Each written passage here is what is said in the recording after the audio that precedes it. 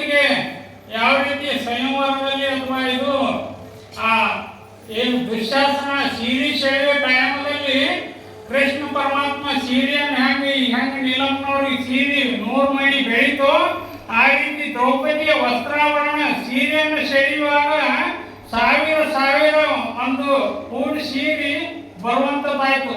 ಹಿಂದೆ ದುರ್ವಾಸನೆಗಳ ಆಶೀರ್ವಾದ ಮಾಡಿದ್ರು, ಅವಾಗ ಒಂದು ಸೆರಗರು ಕೊಟ್ಟಿದ್ದು ಈಗ 1000 ಪಟ್ಟು ಅವಳ ಸೀರೆ ಬೆಳೆಯುವಂಥದ್ದಾಯ್ತು. ಅಂಥದ್ದು ನಾವು ಭವಿಷ್ಯದಲ್ಲಿ ಏನಾದರೂ ಪಟ್ರೆ ಮುಂದೆ ನಮಗೆ ಅದಕ್ಕಿಂತ 10 ಪಟ್ಟು ಹೆಚ್ಚು ಬರ್ತದೆ.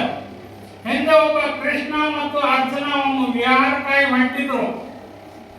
ಒಬ್ಬ ಬಡವ ಅಲ್ಲಿ ಬಂದು ಬೇಡಿಕೊಂಡವ್ರಿಗೆ, ನಾನು ಏನೂ ಇಲ್ಲ, ಬಹಳ ಬಡವದಿನಿ, ಏನಾದರೂ ಸಹಾಯ ಮಾಡುತ್ತೆ. ಕೃಷ್ಣ ಪರಮಾತ್ಮನ ಕಾಲಿಗೆ ಬಿದ್ದರು. ಬಿದ್ದಾಗ ಅವ್ರಿಗೆ ಆಶೀರ್ವಾದ ಮಾಡ್ದ ಕೃಷ್ಣ. ಅರ್ಜುನ ಇಬ್ಬರು ಇದ್ರು. ಕೃಷ್ಣ ಆಶೀರ್ವಾದ ಮಾಡ್ದ.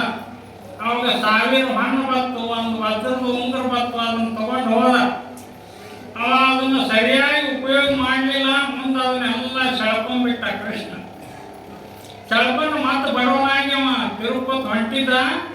ಮುಂದೆ 10-20 ರೂಪಾಯಿ ಚಿಲ್ಲರ್ ಅಷ್ಟೇ ಅವನ ಕಿಶೆದಾಗಿದ್ದು. ಒಬ್ಬ ಮೀನುಗಾರ ಮೀನಾ ಕಡಿತಿದ್ದ. ಕಡಿಯುವಾಗ ಒಂದು ಮೀನ ಹೊರಗೆ ಬಂದು ಬಿದ್ದಿತ್ತು, ಒದ್ದಾಡಕತ್ತಿತ್ತು, ಜೀವನ ಸಿಕ್ತು.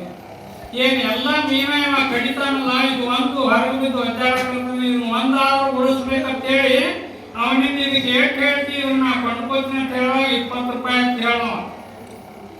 ಅವಾಗ 20 ರೂಪಾಯಿ ಕೊಟ್ಟು ಆ ಮೀನ ಕೊಂಡ್ಕೊಂಡು ಇದು ಮೈದು ನೀರಾಗ ಬಿಟ್ಟು ಜೀವಂತ ಮಾಡ್ಬೇಕು, ಇದು ಒಂದಾದ್ರೂ ಉಳಿಲಿ ಅಂತೇಳಿ ಆ ನೀರಾಗ ಬಿಡಕ್ಕೆ ಹೋದ. ಅದು ಬಾಯಿ ತೆರಿಲಾಕತ್ತು. ಬಾಯಿ ತೆರೆದಾಗ ನೋಡಿದ ಅದ್ರೊಳಗೆ ವಜ್ರದ ಉಂಗುರ ಇತ್ತು. ಆ ವಜ್ರದ ಉಂಗುರ ತಕ್ಕೊಂಡು ಅದನ್ನ ನೀರಿಗೆ ಬಿಟ್ಟು ಸಿಕ್ತು ಅಂತೇಳಿ ಅನ್ನಕತ್ತಾವ. ಅವನದೇ ಅದು ವಜ್ರದ ಕಳೆದಿತ್ತು, ಕೃಷ್ಣ ಪಟ್ಟಿದ್ದು. ಅವಾಗ ಸಿಕ್ತು ನನ್ನ ಹಿಂದೆ ಇವ್ನು ಏನು 1000 ರೂಪಾಯಿ ತುಡು ಮಾಡಿದ್ದ ನಾವು ಹಿಂದಿದ್ದ.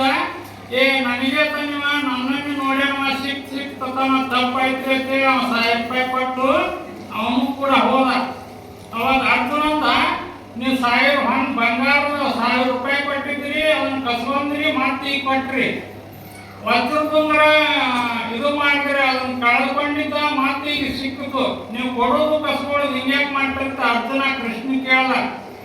ಅವ ಮೊದಲು ನಾವು 1001 ರೂಪಾಯಿ ಕೊಟ್ಟಾಗ ಅದನ್ನು ತನ್ನ ಹೆಂಡ್ರಿಗೆ ಮಕ್ಕಳಿಗೆ ತನ್ನ ಸಂಸಾರದೊಳಗೆ ಹಾಕೊಂಡು ಒದ್ದಾಡಕತ್ತಿದ್ದ. ದಾನ ಧರ್ಮ ಪರೋಪಕಾರ ಏನು ಮಾಡಿರ್ಲಿಲ್ಲ, ಅದಕ್ಕೆ ಹೊಳೆ ಕಸ್ಕೊಂಡೆ.